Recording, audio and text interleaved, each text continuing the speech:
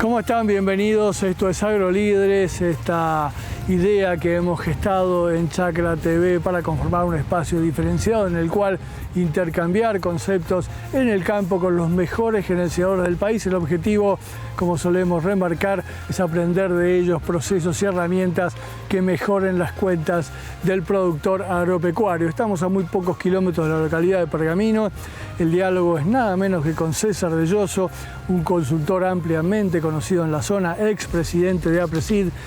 César va a contarnos, va a darnos una verdadera clase práctica de cómo puede manejarse un campo arrendado con un sistema intensificado, con un sistema que pone el acento en la sustentabilidad, que puede ofrecer resultados tanto o más importantes que los que se logran con el monocultivo que predomina en esta zona.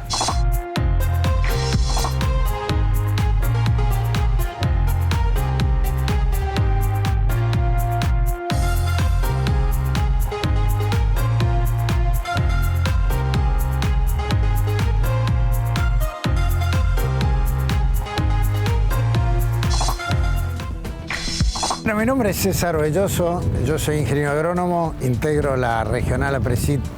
Pergamino Colón y hoy estamos de visita en uno de los campos que alquilo. Yo en general manejo el campo propio, pero tengo este y otro campo más en alquiler, este acá en la zona de Pergamino, otro en la zona de Rojas, rumbo al campo mío que está en Salto. Este es un campo chico para la zona, de 160 hectáreas, digamos, una superficie representativa de lo que es la producción en la zona. Hay campos un poco más chicos, pero con la característica de siendo un campo alquilado desde hace ya más de 9 años, tiene la característica desde que comenzamos a manejar este campo, la condición que pusimos nosotros era poder hacer una rotación que tuviera todos los principios de un sistema de producción en siembra directa. Eso implicaba poder rotar cultivos, hacerlo con alta intensidad, con la diversidad que nos permitía la zona, para tratar de, a través de un manejo razonable de la fertilización, con un manejo integrado de plagas, poder tener un sistema de producción sustentable, que tuviera una renta razonable para poder mantener la actividad, pero a su vez que mantuviera el recurso suelo en este campo un poco casi por propuesta nuestra, porque era un campo que nos ofrecieron en alquiler, una familia, y yo puse esa condición y eso llevaba a tener un alquiler a un poco más plazo, por lo menos en la primera etapa, que ellos pudieran ver los resultados a 3 años, y en un arreglo a porcentaje, o sea, en vez de estar poniendo la plata de frente, hacerlo un porcentaje de resultado que después nosotros nos comprometimos cada año a mostrarles lo que ellos estaban percibiendo por ese porcentaje, cuánto representaba pasado a soja, que es el valor normal que se habla en la zona, en cuántos quintales alquilaste el campo. Y bueno, eso llevó a mantener una relación en el tiempo, que a nosotros nos permitiera tener una estabilidad de producción para lo que es la lógica de la zona, en un campo menos degradado, pero que tenía también muchos años de agricultura, y pudimos armar esta rotación con esa visión de largo plazo, sustentable a porcentaje, y además como una manera de ratificar la confianza que nos habían dado. Nosotros le propusimos, y está en el contrato así desde aquella época, que este campo estuviera bajo el sistema de agricultura sustentable certificada, que implica que yo registro toda la información, ellos lo tienen disponible, como también lo tiene disponible la persona que viene a certificar, que es un tercero, que es alguna compañía de certificación que certifica que el campo esté en condiciones. En el último año, eso, si bien estaba en el contrato, hablando con ellos, lo habíamos discontinuado el proceso porque no sabían cómo ellos iban a continuar o no. Ahora lo estamos retomando de nuevo para volver a certificar. De todas maneras, todos los registros los tenemos, mantenemos por eso vieron en la entrada del cartel, en la entrada del campo, cuando pasamos, está el cartel de campo certificado. Yo creo que esto es importante hoy en la tensión que hay en Pergamino, debido a que, por un lado, hay un reclamo de la sociedad en cuanto a la cantidad de fitosanitarios que se aplican, agroquímicos y el temor a la contaminación. Sistemas como estos, en un partido donde hay entre un 50 y 60% de la superficie soja sobre soja, esto es un testimonio claro en un campo alquilado que se puede mantener en el tiempo una rotación diversa e intensa, cuidando el recurso suelo, que es lo más importante, manteniendo un alto nivel de productividad y de esa manera, a su vez, llevando registros, mostrar que las aplicaciones que se hacen de fitosanitarios caen en un ambiente que es el lote. No hay una cuestión, acá estamos lejos de cualquier poblado urbano, pero hay gente que vive en el campo y demás, o sea que la preocupación es la misma, y donde uno puede mostrar desde la receta agronómica, que es lo que corresponde, todos los registros del campo, los productos, y es una manera de tener una clara demostración de registros para disponer de una licencia para operar, que sería hoy lo que de alguna manera se está reclamando de la actividad nuestra. Y con resultados concretos que para nosotros es lo económico, porque si no uno no hace una actividad de producción, pero claramente con un testimonio muy fuerte del cuidado ambiental y el cuidado para la salud. No hay una actitud perversa de aquel productor que en el partido está haciendo soja sobre soja. Está tomando una decisión económica en un sistema de producción donde normalmente el lote que toma se ofrece tarde. Con valores depende de lo que esté la oleaginosa en ese momento, cambiante a través de los años. Hay años de altísima demanda porque aparecen nuevos actores o los precios son muy atractivos y se recibe tarde en una zona que producto también de ese monocultivo o de ese abuso de una rotación soja-soja, empezaron a aparecer problemas de malezas resistentes. Como yo lo recibo tarde, son lotes que generalmente vienen más emmalezados. Al venir más emmalezados ya tengo más costos. Además de tener más costos, tengo menos humedad, tengo menos cobertura, tengo suelo más degradado y por lo tanto, a la larga, lo que se está haciendo es cambiando la plata o teniendo una pequeña rentabilidad, pagando la externalidad de esa producción al recurso suelo, que es en definitiva el otro responsable, que es el propietario. Y la conciencia muchas veces está en, digamos, con visiones distintas. El propietario a lo mejor tiene una necesidad de ingresos, hay un mercado muy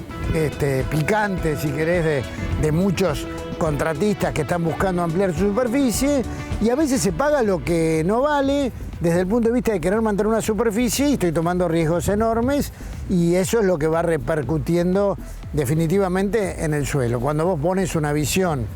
de sistema de producción en el largo plazo, va generando las condiciones físicas y químicas a través de tener una mejor actividad biológica y eso te da mejores condiciones de agua útil disponible, de fertilidad, de resultado final más estable, que es en definitiva algo que como productor uno valora. Uno lo que quiere tener, más que algún pico, algún año, un rinde espectacular para salir en la revista Chacra, lo que quiere es tener rendimientos parejos, que uno los pueda de alguna manera presupuestar. Obviamente que en esto juega lo climático, pero si yo puedo tener un sistema que además de buscar altos rendimientos es defensivo desde lo ambiental, un año como este, tener una muy buena cobertura de suelo permite llegar aún con lluvias que fueron el 50% en el periodo invernal menores, al ser más intensa la rotación, a lo mejor ya no tengo rendimientos de cultivo, un solo cultivo por año, y tengo picos de producción, pero tengo sí una producción más estable, que es en definitiva lo que uno busca como productor. El año pasado, y acá me voy a referir a otro campo que uno maneja, teníamos 7 toneladas de vicia, como tenemos acá, de materia seca. Tuvimos un maíz de tardío que se sembró en diciembre con 12 toneladas. Sobre ese maíz tardío tenemos sembrado hoy un trigo que todavía no lo pudimos cosechar porque está,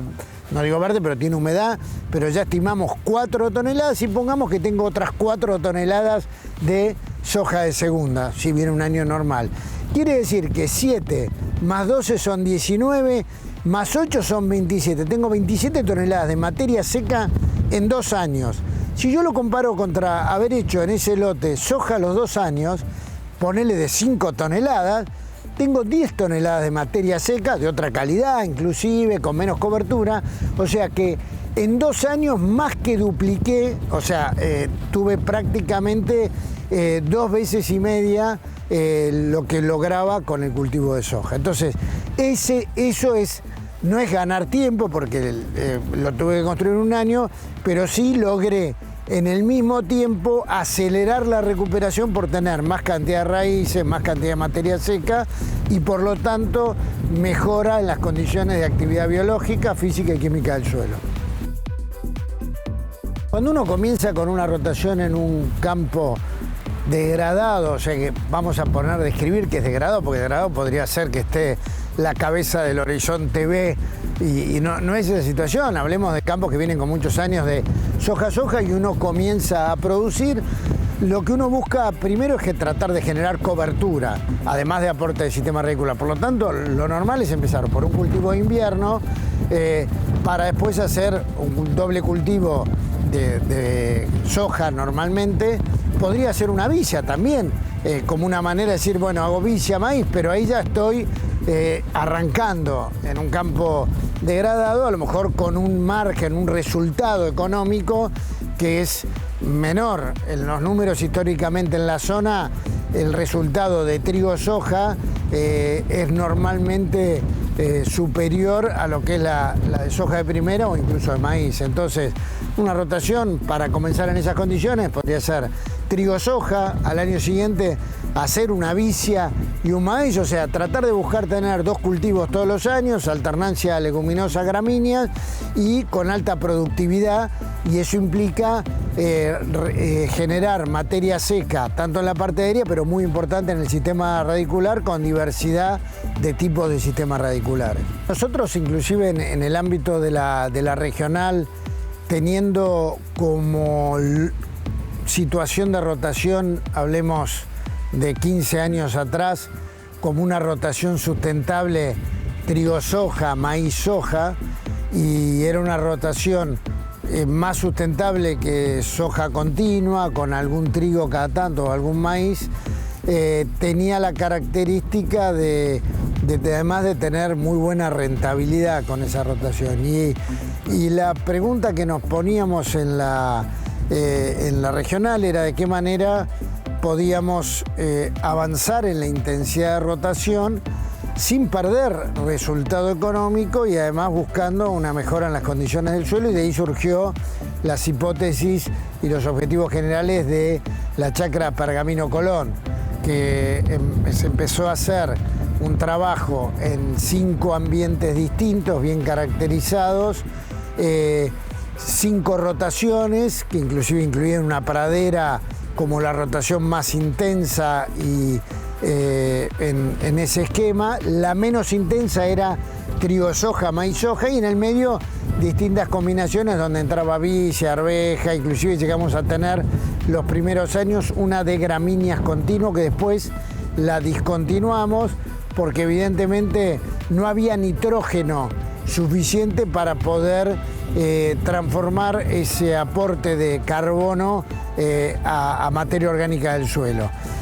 Por lo tanto, ahí jugó un papel muy importante las leguminosas, particularmente la vicia, como un gran aportador de nitrógeno biológico, y esa rotación nos mostró claramente que, y es bastante lógico esto, que a mayor cantidad de materia seca,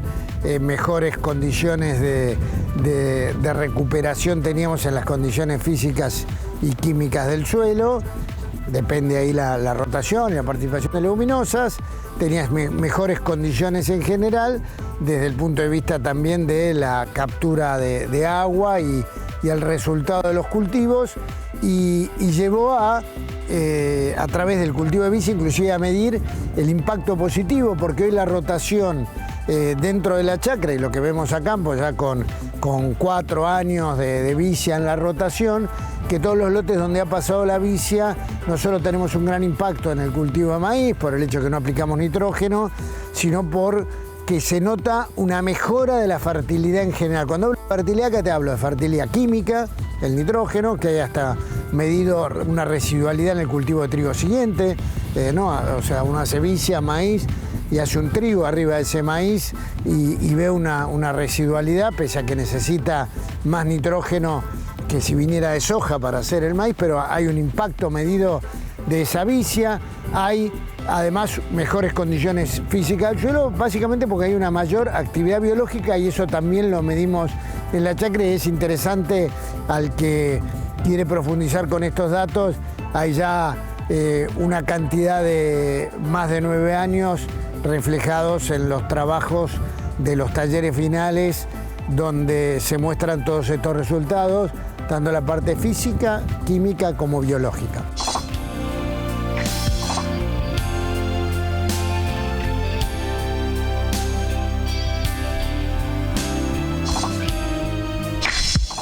Muy bien, es momento de hablar de cultivos de servicio, es momento de hablar de malezas, problemas, y también de esta idea del siempre verde que propugna APRESID, que no es más que tener el campo cubierto todo el año por cultivos. César lo va a explicar en detalle y también se va a referir a una serie de tips puntuales, cultivo por cultivo, trigo, soja y maíz, para manejarlos dentro de este esquema de sustentabilidad.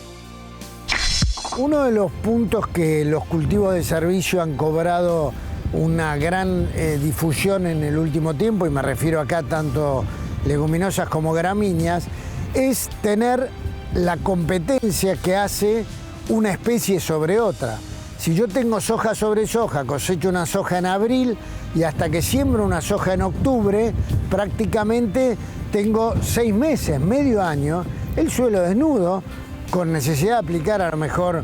algún tratamiento para control de malezas. Y si no aplico tratamiento porque yo no tengo la certidumbre que voy a volver a alquilar, lo dejo como está, en maleza, y después llega aumentos de costos por tratamientos más caros, más cantidad de agroquímicos aplicados, etcétera, etcétera. Y uno lo que busca es, en esos periodos largos de barbecho, tener una competencia por la propia especie, con las ventajas adicionales de control de malezas, inclusive a lo mejor aplicando un herbicida selectivo para ese cultivo, una mejor cobertura, un aporte de materia seca a través del sistema radicular, y de vuelta una visión positiva de todos estos cultivos desde lo que nosotros queremos en un sistema de producción en siembra directa. Es que el uso del cultivo de cobertura que yo le puedo dar es, si fuera una cosecha, ya no es el cultivo de cobertura que uno imagina. Un trigo es un cultivo de cobertura, obvio que es un cultivo de cobertura porque me cubre el suelo, compite en el invierno, llega el momento de cosecho y después le apliqué alguna herbicida según la maleza que tenga, llego limpio, siembro la soja, tuve renta con el trigo y después tengo renta con la soja de segunda. Puedo tener un centeno que no lo voy a cosechar, que en algún momento lo voy a controlar mecánicamente o con un agroquímico, y ese centeno, que incluso puedo, depende de la condición de maleza que tenga el lote, porque acá no hay una receta, cada lote en función de su historia requiere un manejo distinto, va a tener una competencia importante sobre las malezas y yo voy a llegar más limpio, y incluso podría pastorear, tengo hacienda, podría llegar a pastorear ese centeno. Ahora, si yo pastoreo el centeno, y lo dejo hecho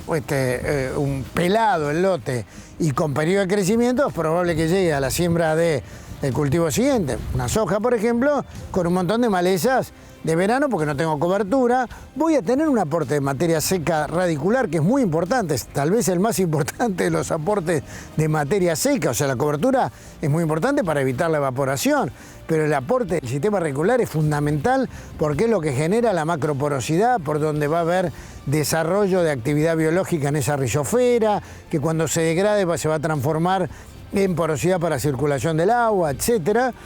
Por lo tanto, de vuelta, no hay una receta, pero está claro que si no voy a cosecha, yo lo podría aprovechar con un pastoreo. Pero de vuelta, no tengo que perder de vista el objetivo que tengo respecto a la recuperación del suelo, en este caso. Es cierto que un cultivo de cobertura, un cultivo de servicio, un cultivo, crece, desarrolla absorbiendo agua para poder cumplir sus etapas fenológicas, y hay un consumo de agua. Pero en el invierno normalmente llueve un poco menos. En nuestra zona es bastante parejo, pero normalmente en invierno llueve menos. Si yo vengo con una reserva de agua importante, por supuesto que voy a tener un consumo de agua, pero vuelve a recargarse el perfil, estoy hablando así muy genéricamente, en la primavera. Si yo en la primavera tengo un suelo cubierto, como en este caso, que 100%, acá ayer llovieron 10 milímetros, veníamos de una seca importante en los últimos días por una alta demanda atmosférica por días de mucho calor, y estamos preocupados de alguna manera por cómo se iba a mantener la emergencia del maíz, que lo sembramos con humedad suficiente, pero no le sobraba nada porque este cultivo lo roleamos 15 días antes, 20 días antes, o sea, estuvo verde hasta hace 20 días, en realidad ya estamos a 12, para ser preciso, esto lo roleamos entre el 15 y el 20 de noviembre, o sea que un poquito más de 20 días, estaba verde esto. Y llegamos con humedad,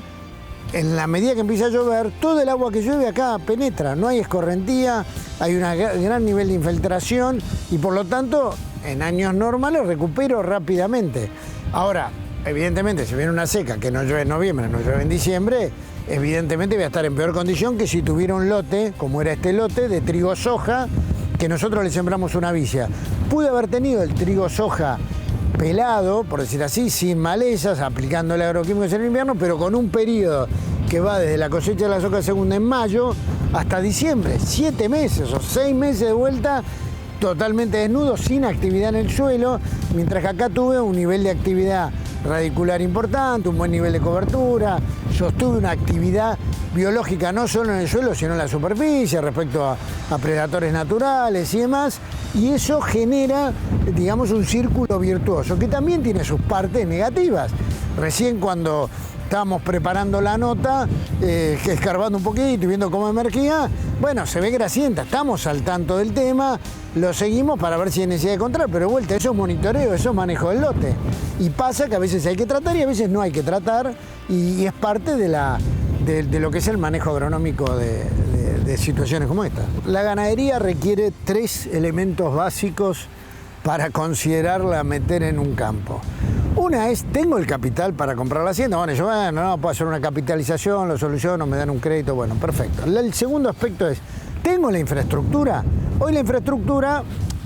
alambrados ya uno no los piensa más como alambrado de 7 hilos, lo puede manejar todo con eléctrico, pero necesito aguadas. Tengo aguadas, tengo molinos, si no es otra inversión que tengo que hacer. Y la última y tal vez la más importante, ¿tengo la gente? Porque la ganadería no es tiro unas vacas y vengo cada tanto. Casualmente tengo que tener un manejo que si es en un campo agrícola, normalmente requiere de un manejo ajustado, porque yo lo que quiero es tener un alto nivel de carga, un aprovechamiento de la superficie. Si tengo que comer algún rastrojo lo como, pero no puedo dejar la vaca ahí, dentro de un mes vengo a ver qué pasa, porque cuando vuelvo, de vuelta es campo pelado. Puedo hacer un manejo, alta intensidad, en poco tiempo, pero de nuevo empieza,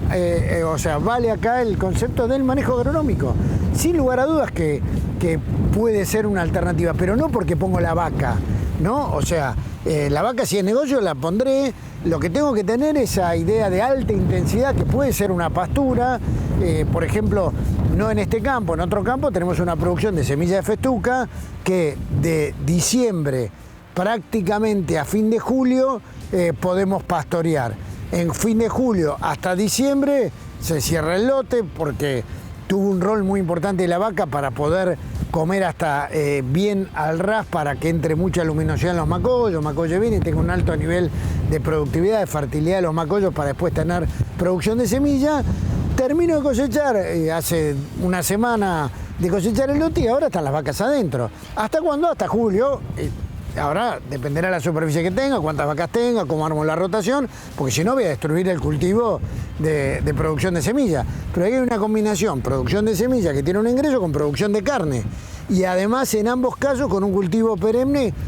en ese caso no hay diversidad, hace 4 años que hay una producción de semilla, pero con un nivel de productividad interesante en lo económico por la producción de semilla y en los valores que uno recupera haciendo alguna estimación por el aporte en la producción de terneros. Y siempre verde es un concepto yo creo, de intensidad y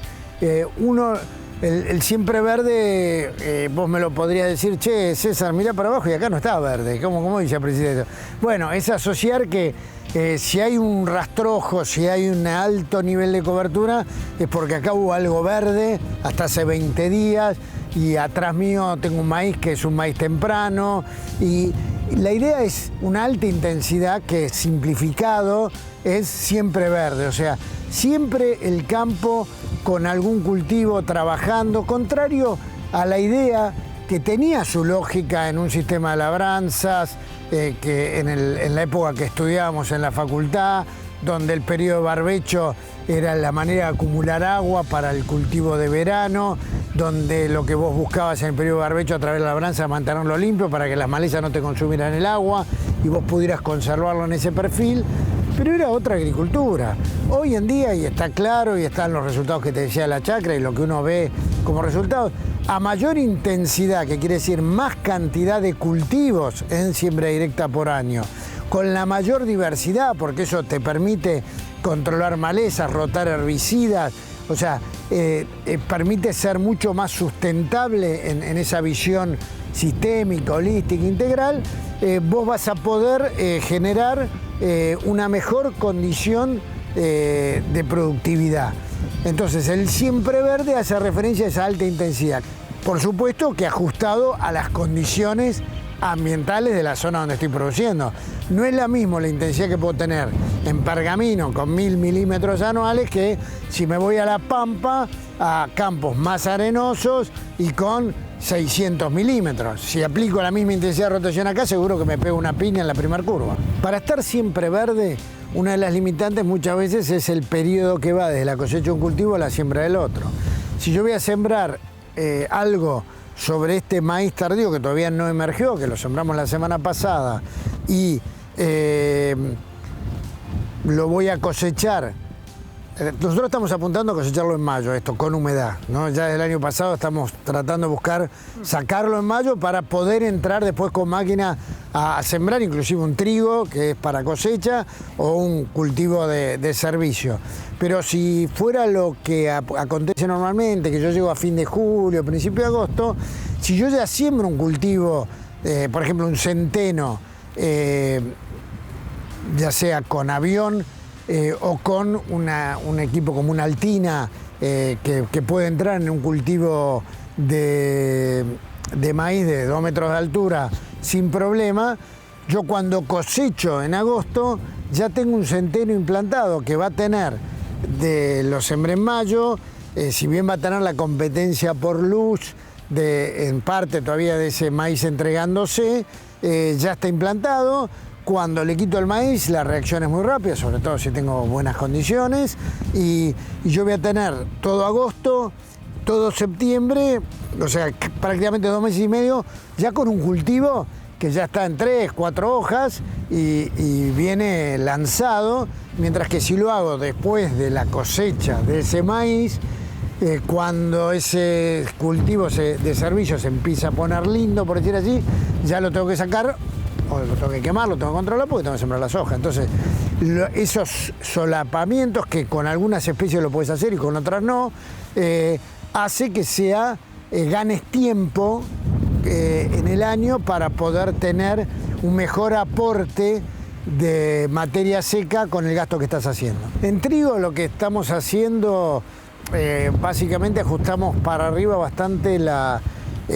fertilización nitrogenada, o sea, de los valores de 150 menos X, nosotros hoy estamos posicionados en 200, 220 menos X, con una idea de ajustar todo el paquete tecnológico para aspirar a potenciales de 6 toneladas. O sea, hoy el objetivo es tener 6 toneladas, en esta zona tener 6 toneladas de trigo. Años como este, que vino el invierno muy justo de agua, si bien teníamos buenas reservas, pero no tan buenas porque la primavera, el otoño no permitió en muchos casos recargar, estuvimos entre 5 toneladas, o sea, que no decir, bueno, pero tuvimos lotes de 6 toneladas y media. O sea, estuvimos en ese rango, pero eso es parte del ajuste para que no falte un recurso fundamental en el trigo, como puede ser la fertilización nitrogenada. En maíz En los maíces tempranos y tardíos, en ambos casos estamos yendo a maíces con alta densidad. Estamos pensando en entre 85 y 90 mil plantas por hectárea en maíces tempranos, que antes el valor era 70-75, ¿no? Siempre hablando en secano, sin riego, y en tardíos, que estábamos en 60-65, ahora estamos parados más en cerca de 80, 75-80.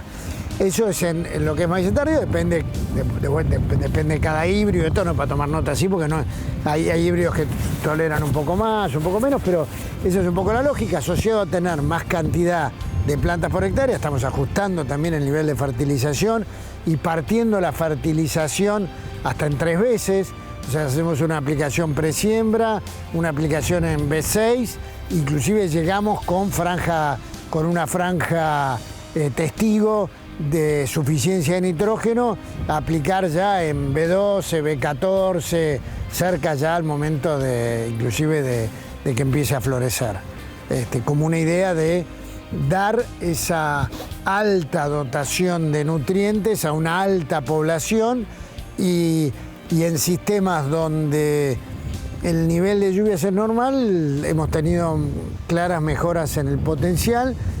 y además con un aporte mayor de materia seca, de sistema radicular, de mejor competencia de malezas, etc. La sustentabilidad requiere conocimiento, porque no es aplicar recetas, requiere manejo agronómico. La sustentabilidad perfectamente puede competir contra un esquema de receta de soja sobre soja, porque tiene mucho de manejo agronómico. Al haber más cantidad de cultivos por año, menos periodos libres en el año, necesitas ajustar cada cultivo operativamente, pero con un impacto claro en la mejora de la condición del suelo, física, química y biológica, que te va a dar más estabilidad, más rendimiento, pero eso, vuelvo a repetir, requiere de ese conocimiento agronómico para poder estar de alguna manera más tranquilo, porque tenés más inversión. Si yo hago un cultivo por año contra el que hace 2, tenés 2 siembras, 2 cosechas, está claro que la inversión, y eso a veces para muchos lo ven como muy complicado de hacer, porque a veces no está el suficiente conocimiento detrás, que no es un conocimiento mágico, es la agronomía aplicada, donde hoy hay más de 30 años de experiencia en montones de sistemas de producción con resultados de 30 años. No es que, bueno, ahora me conviene entrar a un sistema de producción y meter cultivo de servicio. Campo que lo vienen haciendo hace 30 años, pasaron por distintos gobiernos, por distintos niveles de retenciones, por distintas situaciones de precio de los mercados, y siguen siendo rentables. Lo que a lo mejor no se va a tener en algunos cultivos son picos en algún año porque tengo un cultivo solo, pero vuelvo a repetir, como mejoran las condiciones del suelo, voy teniendo aún con esta alta intensidad valores más altos de rendimiento, más estabilidad, y eso a la larga es lo que uno busca como productor, teniendo rentabilidad, cuidando el ambiente y la salud.